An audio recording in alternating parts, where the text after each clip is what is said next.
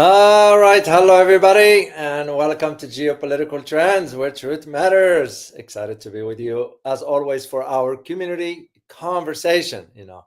I always enjoy those ones here because it's unstructured. You just sit back and chat, and that's the whole idea of why when I decided to do this, is because sometimes it's just nice to get to learn more about each other. So anyway, hope your day is going well. And let me see who is here in the community. First of all, Willie Holman, good to see you as always from West Memphis. For those who do not know, Thunderbolt, as always, good to see you. So we'll wait for everybody to show up, whoever can make it.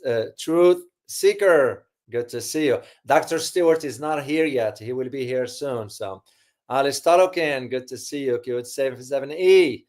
Timeline Dunkley from New York City, good to see you as always. So it's gonna funny how in YouTube, I'm sure you guys know this. When I log in, each time I log into the live stream, it doesn't reflect the exact number of people attending. So it takes time for it to show up. And Mike Damore, good to see you as always. Sal Canales, good to see you. Being American, I see the hypocrisy and lies from the entire West. BRICS will prevail.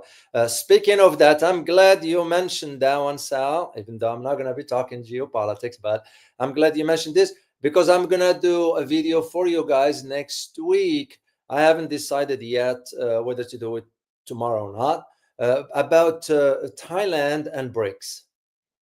It's a major, given the infrastructure that is going on, which China is financing and funding and helping Thailand and so forth. And like what Carl said yesterday, I mean, it will be now just a matter of time before you could take a speed train, even from China, maybe all the way to, or from Thailand all the way to Singapore, or something like, you can just get an idea of how this is going to be very, very major. So I look forward to that. As a matter of fact, I think I am hoping to be in China. I'm planning on going to China next year. I will provide you the detail. There's someone already. For now, I'm not going to disclose the name yet till I get his or her approval.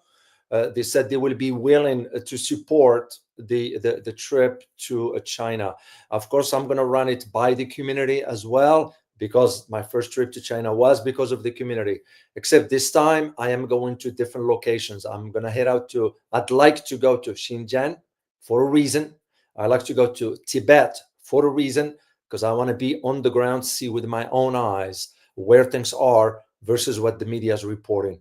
And I will report on it from the ground, straightforward, as they say, straightforward from the horse's mouth, because I'll be there. I'm saying it's like when they used to say, some analyst here saying, "Oh, the Chinese economy is going to collapse." I was there and I saw there. I didn't see any signs whatsoever of a declining economy. I can, for us here in the U.S., I can see a slowing down. Do I see the collapse of the economy here in the U.S.? No, it won't. It's not. There's nothing there, but you can see the how slowing down that is. Same thing I want to do for China, and I'm also might add to that itinerary a trip to Indonesia because of what I see coming into that part of the world. So I'll fill you in later on, guys. We'll talk about all this one here. So Stephen Murphy, good to see you. Juan Horn, good to see you. Haven't seen you for a while, Juan. I hope all is well. Let me see who. Ken Law, good to see you. British Columbia, Vancouver. That is good to see you too. Dave H, good to see you. Babes Bebot, good to see you. Hello, watching. Wow, look at, guys, where this individual watching from Doha, Qatar. So good to see you, Babes Bebot. Good to see you. Qatar. I passed through, I think. I've never been in town. Like Francis Tango, as always. Alice Talukin, as always. Ali from Amsterdam. Wow. I have a family visit from Amsterdam right here. They decided to come spend Christmas with me here. So I'm always grateful to see the family from Holland coming over here. So Hanging G, good to see you. By the way, Hank, thank you so much for your comment about the fighter, the 6G generations. That's because it was a comment on the video yesterday, and someone made it very, very smart comment. Somebody who must know about aviation. I don't.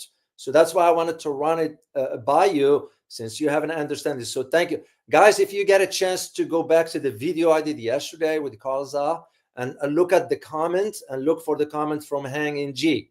He made a comment to my request, not a request, but rather to my question that I put for him, and he answered it. Thank you so much, Hang in G. John Hayes, good to see you from. Look where this from. Anybody can guess? Well, yeah, of course, the flag will give you South Africa. Good to see you. Who else is here? Zara, US. Good to see you, Zara. And as always, Juan Horn, you're asking, let me share this with the community. Juan, good evening, Dr. O. Your thoughts on the tariffs Trump threatened against BRICS nations? Yeah, it just hypes. I'll tell you this right now. And when I do the video next week on the Thailand and BRICS, I'm going to highlight this one more. But as of now, it's all bravado, no more, no less. I want you guys to know this one here. So I'll be talking about this as we move forward. So now, first of all, before I forget, let me let you know, if I may, I posted something on the community, but that's for members, because it's fair to be to do something for the members. I posted my upcoming analysis that I did regarding China and the US. It's worth watching once I release it within the next 48 hours, if not sooner. So, but just for the community members, for them to know that I posted that for them. So now, let me ask you a question, because that's what we are here for, to learn from each other. So I'm going to ask you a first question. It's, what have you learned with me throughout the year? Don't tell me you are just sitting here listening to what I have to say, because if you didn't learn anything, it's a problem for me. That means I am not giving you the right information or something. I just, and you don't have to answer, guys. This is just food for thoughts, just to think about out loud. What have you learned with me throughout the year? And second question, that is what would you like to see me do differently next year, 2025? Your feedback, your input, your insights is always very crucial to me and important. This is why I always get your insights as to the topics you would like me to cover and so forth, because your opinion matters to me. Simple as that. So, third question I'm going to ask you is, and this might be slightly different. See, what do you want? What do you want to accomplish next year? What is one of your objectives? You can share it if you feel comfortable enough. Atin Wu, good to see you as always. And it was Merry Christmas. I hope you had one too as well. Good to see you, Atin Wu. What do you want to accomplish next year? So I have my own goal for me personally, but for you, oh my gosh, I see someone here, someone I communicate with privately. Good to see you as always. Very, very good. I'm so excited you're here. I'm so excited. So, and thank you for your last note. And I think I didn't respond to it yet. I'll get to it. But good to see you. Good to see you, GNC, New York City. So, yeah. What do you want to accomplish next year? That's something just to think about. And here is my reason for asking you that question. And again, I will never tell you something that I don't do myself. And the reason I ask you that question, because I've always, for me, at the end of the year, I ask myself, what have I accomplished for the past year? Because if I am in the same position as I was a year before, that means I haven't moved forward. That's not a good spot to be in or at. It's problematic. So you always, for you guys, just as an advice here, for always, you guys gauge your things for you by yourself. Don't let others, by the way, tell you, no. You don't need others. You can figure that out on your own. Always gauge your progress for where you were a year before. And if you noticed nothing has changed, for example, Let me just give you a quick example. Even your health, which we're going to be talking to Dr. Stewart about some key stuff regarding the chronic disease like Parkinson's and so forth. Health wise, if you notice you are having more energy, you are in a better shape, you sleep well, you manage your intellectual energy as far as you can multitask and so forth, and you compare that to where you were year before you were watching, let's say, TV too much, you were on the iPhone too much, you were hardly ever going for walks. When I say walks, I'm talking about 30 minutes minimum, or even an hour walk and so forth. If you know, you will be able to gauge the difference yourself. So, and that's usually how you will know whether you are moving in the right direction or not. And this is not just health stuff, but also your intellectual capacity. That's why I asked you. Oh, here is my guy. My guy, this Asad Iqbal. Good to see you as always. Good to see you, Asad. I'll tell you about this gentleman later on. So good to see you, Asad. Who else is here? Farid Amal. Good to see you. Ali, there's some new names here I didn't see. So, all right, let me see from a note from Francis Tango. You're a Dr. O. I learned a lot in geopolitics. Now I look at geopolitics differently. Anyway, thanks for all the information, Dr. O. You're most welcome. Well, I'm glad. I am glad you were able to share that with you, because to me, as always, as an educator, you know, I always used to ask when I was used to teach at the university here in the US, and I hope to do this in some institutions in China, because really, I don't know why I'm so attracted to teaching at Chinese university. I don't know why. That's like the same way I felt when I was walking in Shanghai. You feel this kind of energy. Literally, I can't explain it, guys. I felt it, but I can't explain it. So I am hoping to do that as well. So teaching to me has always been the idea of do my students get enough of what I need to share with them? And as a matter of fact, I hardly ever put it on the students. I put it on myself. Did I give them 110% efforts or no? Because it was any time when I used to teach, come home, have my dinner at 6:30, do what I need to do, and I'm ready for bed at about 2100 hours. I'll ask myself, why have I accomplished today? Especially when it comes down to teaching, did I give 110% to my students?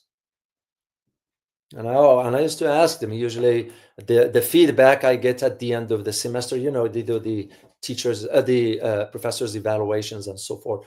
And there are some out there. If you go to ratemyprofessor.com, once again, let me type it for you guys. Should you ever want to do that, ratemyprofessor.com. That's right there. You can you guys can check it out. Type in my full name, and it pull out all the comments. And it was very interesting to just learn about the perspective of students. So, and same here with you guys. We are building this community. Yeah, we are building. Do you know I crossed over 91,000, so we crossed to 100, and the fact that it's community that is built with the support, your support. That means a lot to me personally, and it's all about what are we here for? What are we here for? So this is what. Oh, Ali, I like that one. Ali, that was very interesting. What's on the menu today, as far as topics, right? So very interesting. Of course, it's sad. You all know what happened. You all know what happened with the Korean airline, the Boeing, that the 182 people that died.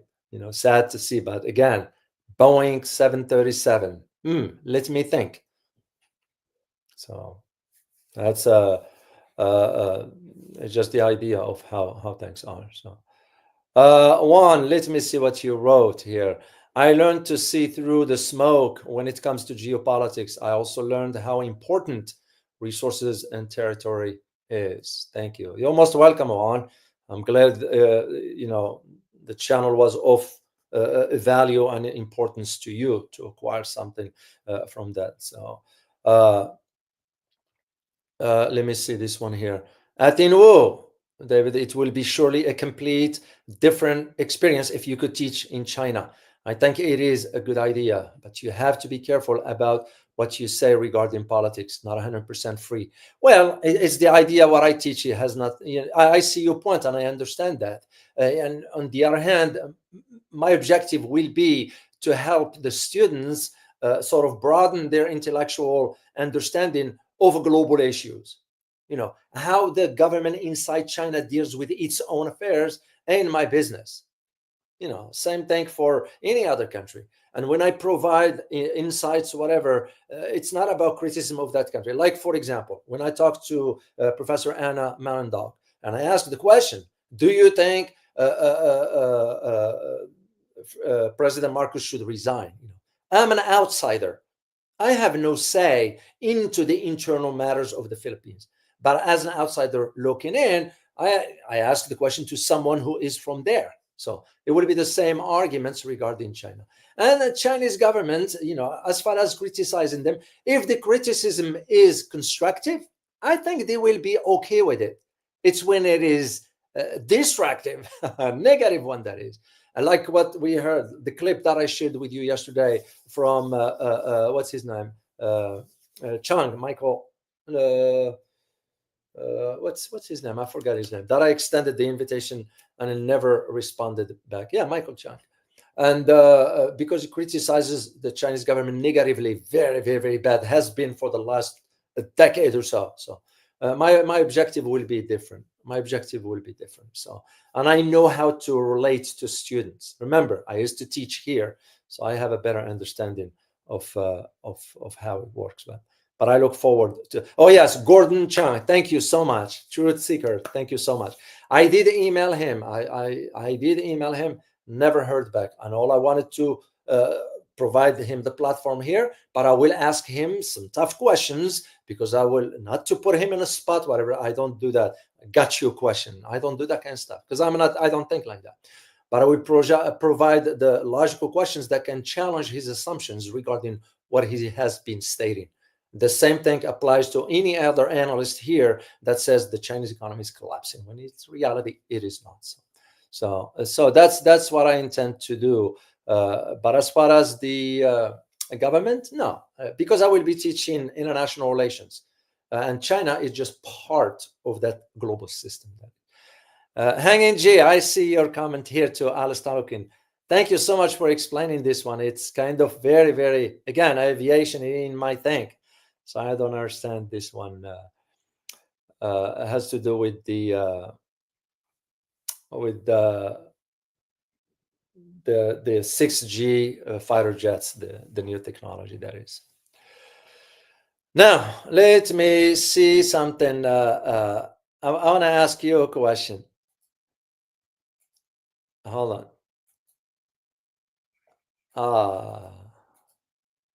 All right. Where did I get this one? No, this one might not work. This might not work. Actually, I'm going to share it with you later on. So, but this is where I'm going to look for your questions first of all, beforehand.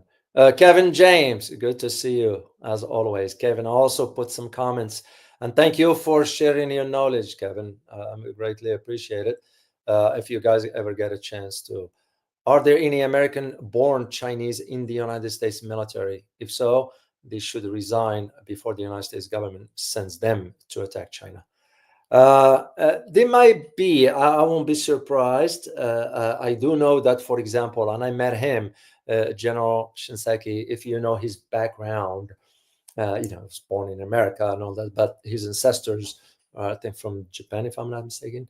Shinseki. Yeah. So I don't know exactly as of today. I don't know. All I know is that there are Chinese scientists here, and they've been the subject to some really attacks from law enforcement here, which wasn't right, just because they happen to be Chinese. Like I always say, who is American here? Who is American here? A question I always used to ask my students at the beginning of every semester.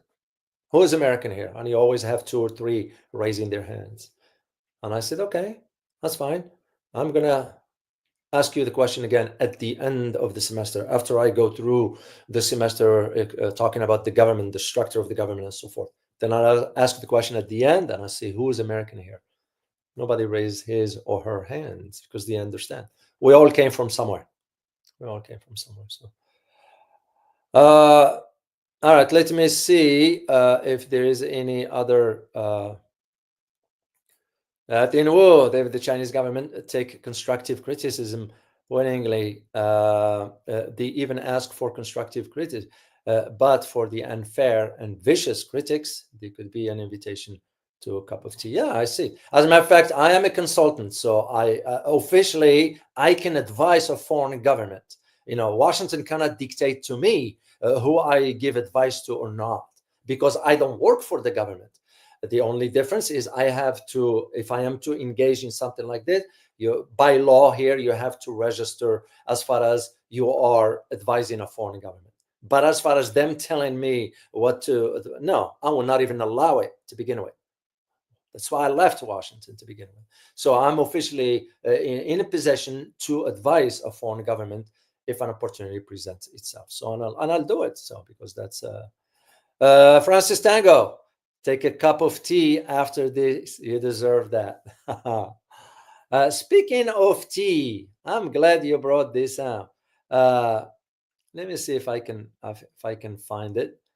I read today a research, the outcome of a research about tea, as to whether coffee or tea, they are good for your health to begin with. It's because let me see if I can find the link. Al Jazeera Health. Yeah, I found it here. Let me share it with you, or just at least. Here's what it says. Yeah. Does drinking coffee and tea protect you from cancer? A recent study conducted by researchers from the University here in California, LA, and the University of Utah School of Medicine in the US revealed that coffee and tea consumption is associated with a reduced risk of head and neck cancer. That's, what do you guys think? This is with the assumption you're not drinking some coffee that has a lot of sugar in it and a lot of they do a Starbucks and all that stuff. Same tea. I'll tell you this, and again, this is not about China, but when I was in China, I drank tea the first day, 6 cups of tea. But their tea is prepared differently. I could see the branches, whatever that was, in the bottom of the pot with the hot water. Drank it, no problems at all. So, and same thing with coffee. Coffee, 1 cup or 2 cups a day should do it, but not that much, because too much coffee, of course. It just between the two. If you know what you are drinking, it should be fine. So that's anything you do too much of and healthy for you. So, all right, let me go check. Asad, you're saying US green tea. US, we don't have green tea here. Ours, it's all the better one from the Asia, at least in my experience. I brought tea with me from China here, and that's what I use. But green tea, you're right. I'm one of those. I like green tea better than black tea. Somehow, since I can't digest. Army with Harmony with turmeric. That's what I do with my coffee. Believe it or not, put a very tiny of turmeric. I mix it, then I put cinnamon on it. Mix all that. I grind my own coffee, and I'll get ready to drink this one. So that's usually what I do. So. All right, let me bring in Dr. Stewart. I think he's right. He's here, yeah. Let me bring him in. Then we'll go. He's going to explain a few things to you guys about, at least for you to understand. Once again, it's all about understanding. Prepare your questions. We'll ask Dr. Stewart. He got some time to spare with us here, which we are very grateful, because he's a busy person and he has his own. And I'm going to provide you a link to his websites and all that stuff for you to check it out. All right, let me see. Where is he? Hey, Dr. Stewart. Hey, good morning, David. I go to you, Ross. I drop the titles. How are you? Okay, let's do that. We've known each other for quite a while. Oh, let's drop the titles, right? I use the Okay. top part when I used to go to Washington, D.C. Because in DC, it's a big difference. If you have a doctor title before your name, they'll address you differently than they do if you don't. Well, I've reached the age where I don't need other people to verify that I know something. I Exactly. know something, and I hope to share some of that with you today. Well, we're very, very excited to have you here because your knowledge is very, very valuable. On behalf of the entire community here, I'll say thank you to you for giving us time. Atin Wu, look what he wrote. I'm going to share on the screen. Check this out, Ross. Oh, That's Atin Wu. He's been thank with you, us. thank you. He has been with us for a long, long, long time. The same thing with so many others. So let's get into our conversation here. Let me share this one quickly with the community here. This is from Hanging G, Dr. Waralu. Whenever your next itinerary is ready, please let the community know. We'll support your next project in China, ASEAN, Africa, or Latin America. So, Oh, how nice is that? now here's the thing, guys. I didn't say at the beginning. It was Hanging G that sent me that comment earlier. So I didn't want till I have his own approval to share. So it was Hanging G that's saying he will support the trip. So, but I will share it with the community. And again, because I wanted to go to Xinjiang, I want to go to Tibet, see with my own eyes. So, all right, Ras, let's talk. We want to talk today about some health questions and all that stuff. But since given your background in understanding Parkinson's, can you please share with the community here what is Parkinson's, how it happens? Let me start with, is Parkinson's really a problem? Well, if you think that 100,000 Americans are diagnosed with it, new cases are diagnosed every year, then it's a problem.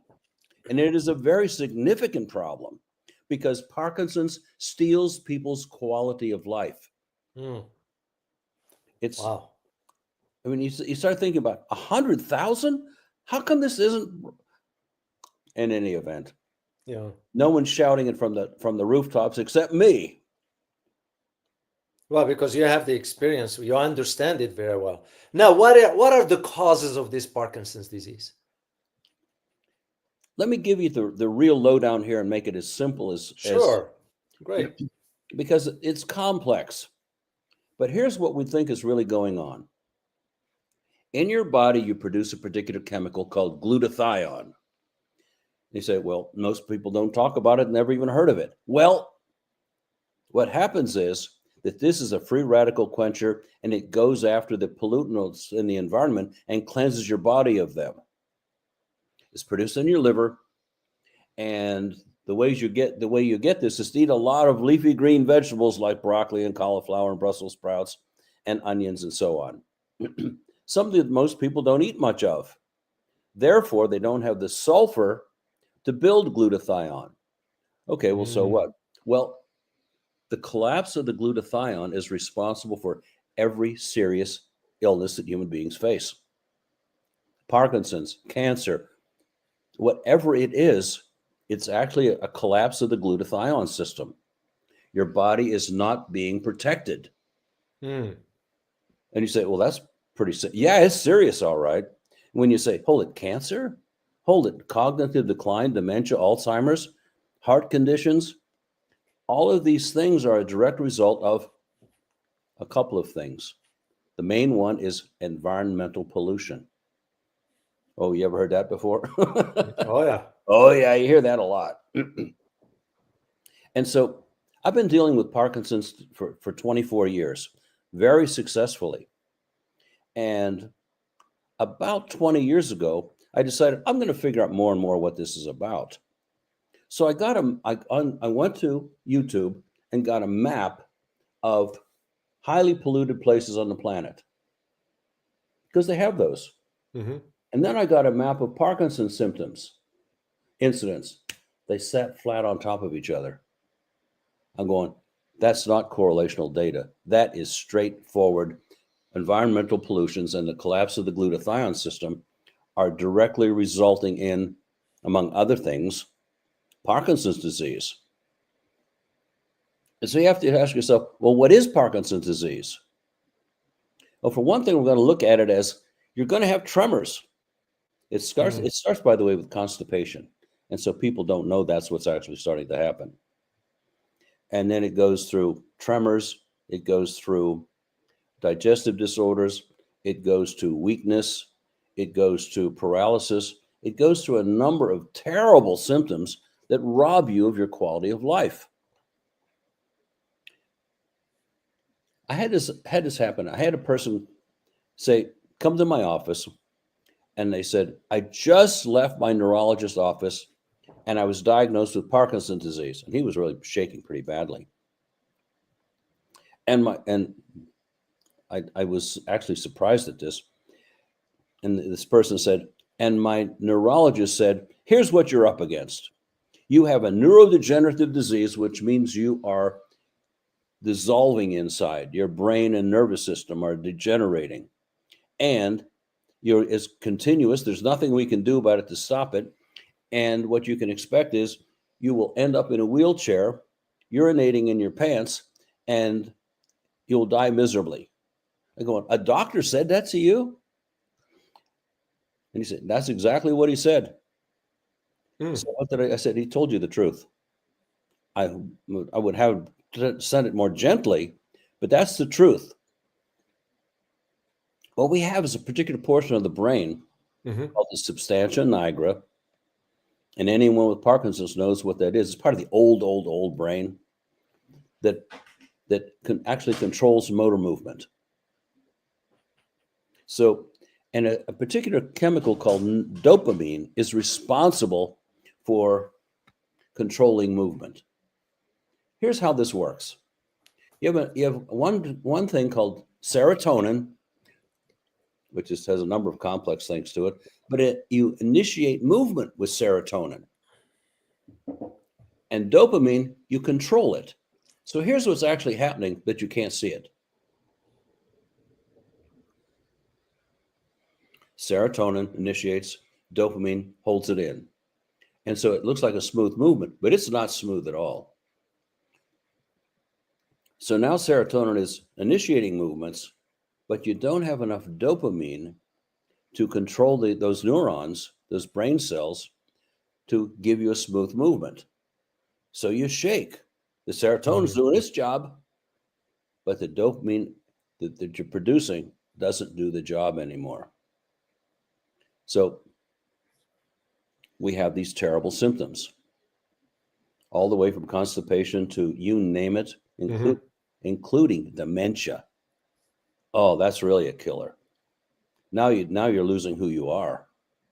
Not only can't you move, and not only are you tired all the time, not only are you constipated, but now you're starting to forget people, you're starting to forget things, and you can't follow any treatment program. So we pretty well know what causes it. Now, what to do about it? Boy, does that get tricky. Because what does the medical profession give you? Medication. They give you a medication. And the medication has a combination of two things in it. Carbidopa, which I'm going to explain in real detail, and levodopa. Levodopa boosts your level of dopamine. Not enough, but it does do the job. So some people have some initial symptom control. It goes away because the deterioration, no glutathione, the brain is continuing to get worse and worse and worse. It's not just the brain, it's the whole central nervous system. Then we have carbidopa. Carbidopa is added to control the nausea that the levodopa causes in your stomach. But what's the effect? Well, here's something that's really important to know. There's a particular B vitamin called B6 that actually is the activator in the enzyme systems that build proteins. Proteins in your body, such as your heart muscle, all of your muscle tissue, all of your connective tissue, all the linings of our veins and arteries, all have muscle tissue in them. And vitamin B6 is essential for the enzyme systems that build that muscle tissue. Oh, so now we have something called carbidopa that degrades B6. Mm. And you say, well, people get weaker. Yeah, well, what do you know? So very solid medical research it's been across a number of medical schools and really solid research. It not only degrades B6, it shortens your life by 6 years. Wow. That's tragic. Also, it hinders your body's ability to produce dopamine, which is what you lack anyway. After the damage is caused by lack of glutathione, there's enough neurons left that if we jack up the amount of dopamine, we can still get those neurons to fire, and we can control behavior. It will go from here to here. We can't get rid of it completely. Yeah. Oh, have we tried? By the way, there are only 12 of us in the country that know really how to do this. Wow. 100,000 new patients every day, every year, and there are 12 of us that know how to do this particular program. So now we have an ongoing tragedy based on brain damage, based on the medication that's being used. Yes. And that's not the only side effect, but early death is a bad enough side effect. And seen any number of other kinds of treatment programs that have scary results. I saw they did something called brain ablation. And when I read the research on this, I'm going, this has to be a joke. They burn tissue in the brain? Yeah, they burn it. And they were actually able to minimize the amount of symptoms by 15%. Well, that means this goes to this. That's still bad symptoms. Yeah. But now your brain is permanently burned. And then I saw something called deep brain stimulation, where they put wires down into your brain. And that's pretty impressive. It lasts for 2 to 3 years, where symptoms are well controlled. Then it's all back again, as bad or worse than when it started. Anyway, let's give some people some hope. Indeed. Indeed. You know, so look at programs like Parkinson boxing and any number of those. Mm-hmm. Encourage people to do them, but they're not a solution. They might they have a minimum positive impact. What we really want to do is increase the amount of dopamine. And you say, well, that doesn't sound so hard. Oh, it's hard, all right. Because you have to increase the amount of dopamine exactly to the amount that people need. And everyone's different. What is it? That's shocking, David. Everyone's different. Indeed. Yeah. So for the last 24 years, I've been dealing with something called the HINTS Medical Food Program. And you go, well, that sounds pretty lofty. Well, it is. This is really quite a well done program. And what we're looking at is dramatically raising the amount of dopamine without the stomach upset and without a number of other problems. Mm-hmm. So if we do a urine test and find out what your dopamine level is, because you're normal and you're healthy, it would be about 675. If we test a person who I've been working with for a while, and their symptoms are like 75 to 95% managed, their dopamine level is 40,000. Wow. Going, whoa, that's a lot. Yeah, that's how much damage has actually has transpired in the brain.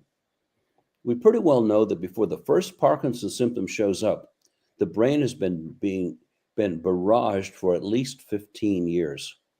And the damage is cumulative and cumulative and cumulative over that 15 years. And finally, the brain gives up. It can't do it anymore. That's when we start seeing constipation and all the other things that come with it. So, is there hope? Well, actually, there is. If we can catch this early enough, we have a real opportunity to help people, care for people and help them manage the levels of dopamine in their system and manage their symptoms. Is there a cure? Not that we know of. Once there was a big stir for stem cells. Yeah. Well, I can't find any sources now that are even doing the research in that area. But with over 1 million people in America having this problem, it sounds like really rich territory for universities to do research in this area. But if we have more than 1 million people buying prescription medications, where's the incentive for those with money to do something different other than sell them the prescription medication? Well, because the pharmaceutical wants people to make them sicker and, of course, sell the medications and so forth. So any type of program that will go the other direction, they won't want it to sort of emerge to the surface. That's exactly what we think is going on. So there's no real incentive of the people that have the research funds to do anything other than continue to sell the medications that are making them billions and billions of dollars. Yeah. You know, a couple of years ago, I was looking at the numbers, and for depression medication alone, Yeah. $26 billion in the United States alone. Yeah. And all that stuff does is it only helps 7% of the people who have it, have depression.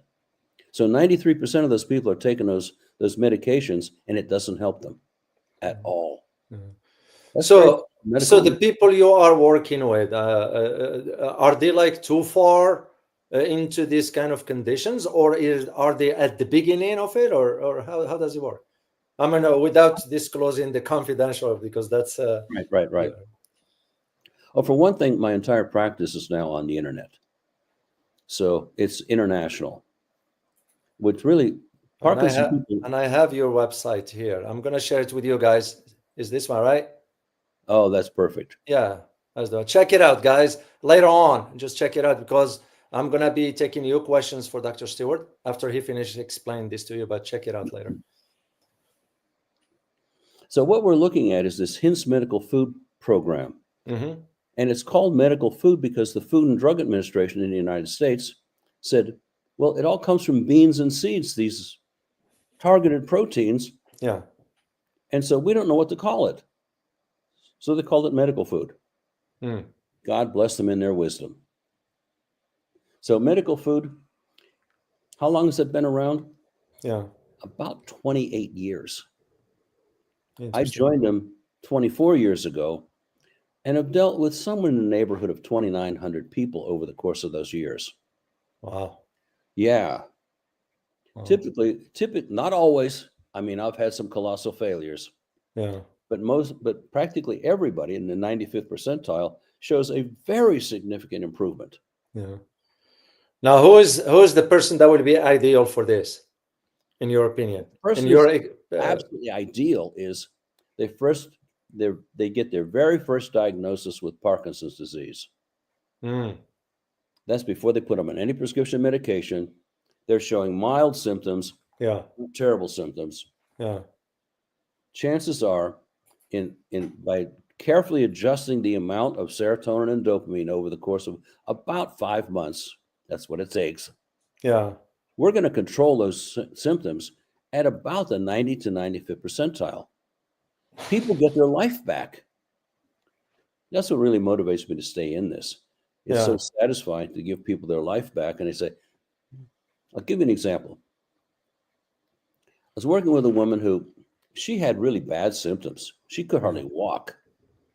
And I worked with her till we got her regulated to perfection as best we could. Yeah. And so she went to a Parkinson's support group meeting. Yeah. At the door, the person said, "Well, who are you the caretaker for?" Because she showed no symptoms. The Mm. people in the room were all shaking and doing all the things that Parkinson people do. And she said, "I'm the person with Parkinson's."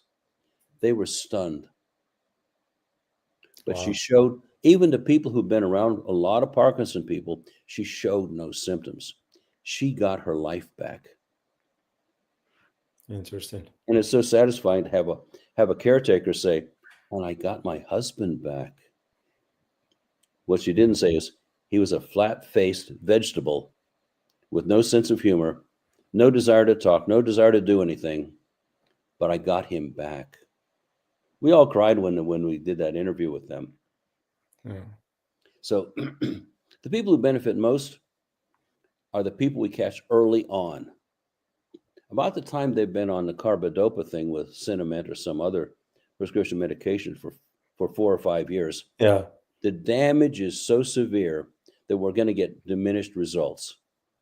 Whereas if we get them early on, we're going to get stellar results most likely. So here's the people it doesn't work for. If a person has dementia, they're pretty far down the road of deterioration. They can't follow a program. Okay. The second thing is if they have some secondary condition, like they have cancer or something else, they're too complicated. And so we're going to really take a hard look at any other comorbid condition, Hmm. see if we think we can work with them or not. So those are and a person after age 76, 77, chances are that the program is going to have minimal results. Yeah. So, but that leaves a whole lot of people. That leaves True. 100,000 new people every year that don't know this kind of program exists. True. Exist. No side effects, Yeah. just direct good effects. Well, great. Well, because of the introduction of the medication into the system here, how it works and all that stuff. So, let's Yeah. take some questions and we'll just go from there. Because I know you're busy, and I will let you go as soon as we answer a few questions here. Let me see here first. First, I want to make a comment here about this particular one here. Medication bought from China, not necessarily, Dave H. Because I'm aware of where the medication comes from: India, Bangladesh. There are other regions where the medications comes from. So not all of it generated from China. So here's a question here from Truth Seeker. Is MS a curable disease? No. Sorry to say it, but I've been following multiple sclerosis for some time, and I have been absolutely unimpressed with the efforts that people have made to deal with multiple sclerosis. Interesting. What happened, I mean, I don't want to go too technical with it, but what happens is the neurons are damaged at the sending part because neurons send neurotransmitters from one to the other. With dopamine, we load this up so it receives messages. Mm-hmm. But multiple sclerosis, the sending part doesn't send enough. And so there's terrible symptoms. You talk about something to degrade your life. Multiple sclerosis is it. Okay. Sorry to say that. Here's another question from Army with Harmony. Should those who financially benefited from creating the pollution be financially responsible in the treatment of patients and training of more physicians? My opinion is yes. Yeah. My also opinion is that going to happen? No. Yeah. The real point is, what quality of life do we want to have while we're here? And pollution is not our friend. Yeah. It's unpleasant. It's unhealthy.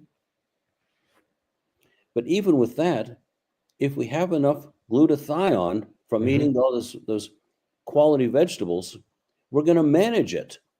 Yeah. So that as human beings, that's really the only choice we have. Broccoli, cauliflower, onions, steamed greens, garlic. Load up on that stuff so that your body has a fighting chance to take care of the pollution and the free Yeah. radicals it's going to produce on its own. Yeah. Another question from Hairless Apes. Good to see you as always. Does aluminum have anything to do with Parkinson's?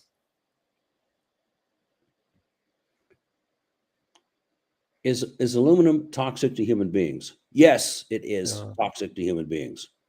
If we have adequate glutathione, it's going to take care of it. Yeah. It's going to be aluminum is going to be another contributor to the brain damage, especially to the substantia nigra of the brain. Mm-hmm. So, aluminum, in terms of food containers, is not our friend. So, Okay. yeah, it's a contributor. Okay. Well, I'm going to take two more questions here. I'll let you go, Dr. Stewart, because you're kind enough to allocate time for us here. I don't want to abuse it. Here's a question from Thunderbolt. What do we get from vitamin B17? I don't know. I know there's B1 through B47, and we need them all. Mm-hmm. But any specific ones other than B1 or B6 or B12, I don't really know. Okay. Another question from Truth Seeker. Does our genetic DNA determine what disease we are going to encounter? Yes and no. What we find is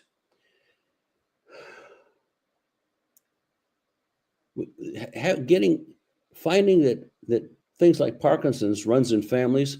We Yeah. haven't found a correlation with that. So we'll go, well, hold it. Maybe it doesn't. Maybe Parkinson's isn't a genetic disorder. Yeah.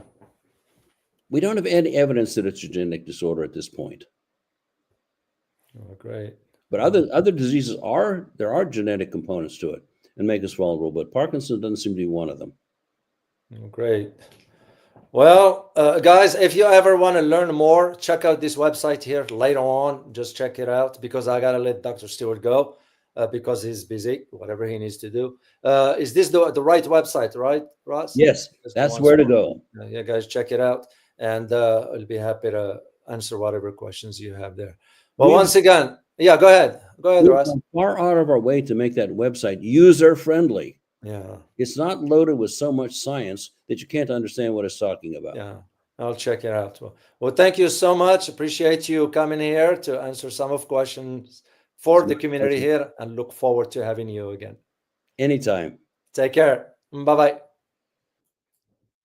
All right, guys. Hope you. I asked Ross back then, even on Christmas Day, and I said, "Hey, do you have time to come over and share some info with or answer some questions with community?" I said, "Sure, I'd be happy." I said, "Well, there is one specific thing that I need people to learn about. It has to do with that. I need the community to understand and learn about. Has to do with the Parkinson disease." So, anyway, I got one thing to share with you guys before I sign off here, and again, I will decide whether to do the live stream for you on Monday tomorrow, or I don't know about Tuesday, but we'll see. Let me first of all share the. Let me open up the link because this is a good one. I want you just to take a quick listen at it. Then we'll just go from there.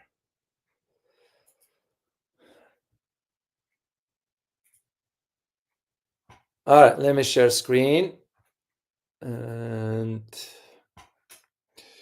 present, share screen.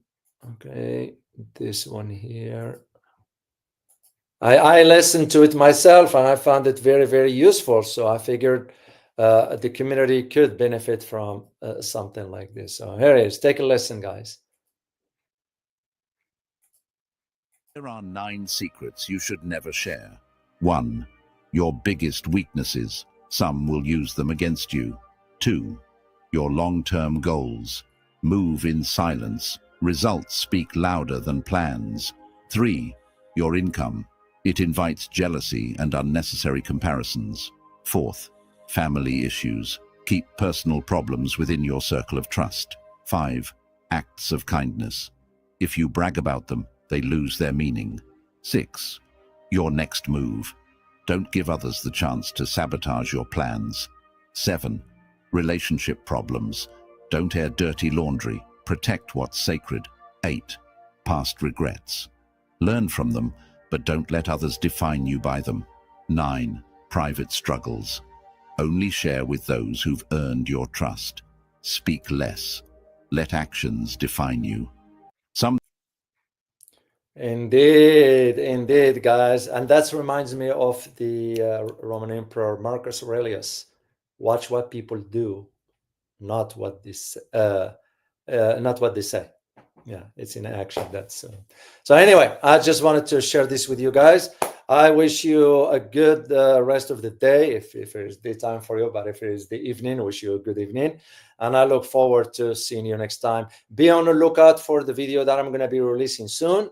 And I'll talk with you before. I'll put a message for you for New Year's Eve. Before, I don't celebrate New Year's Eve because I'm like, I had my share when I was in my 20s. Not just, it's a normal day for me. So if you are going to celebrate New Year's Eve, be safe, be careful, be aware of your surrounding and so forth. And I truly wish you a happy New Year. And let's work together towards 2025. Makes it a different year or better than the one we already had. So as always, remember, geopolitics impact your daily life in more ways than one. Till next time, guys. Bye-bye.